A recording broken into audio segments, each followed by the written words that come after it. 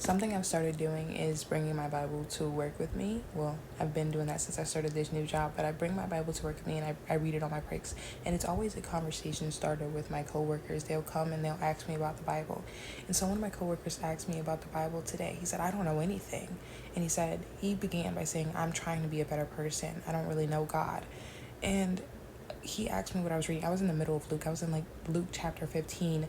And all I could remember in that moment was the story of Martha and Mary. And I'm like, God, why can't I remember anything else? But I shared with him the story of Martha and Mary and how Martha was working and she felt like Mary wasn't doing enough because Mary was sitting in at God's feet, at Jesus's feet, and she felt like her sister wasn't doing enough. And so she asked Jesus to make her do something, pretty much to like help her out. And I shared that with him. And after he left, I was like, God, like, why could I not remember anything else? And God showed me, like, that's actually what he needed in that moment, because he had told me at the very beginning of our conversation, I'm trying to be a better person. He was working just like Martha is before he sat in the presence of God.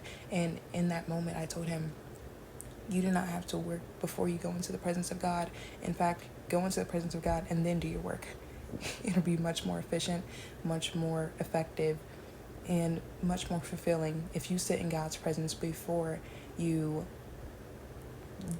go and do the work. It starts with a relationship with God for a lasting change.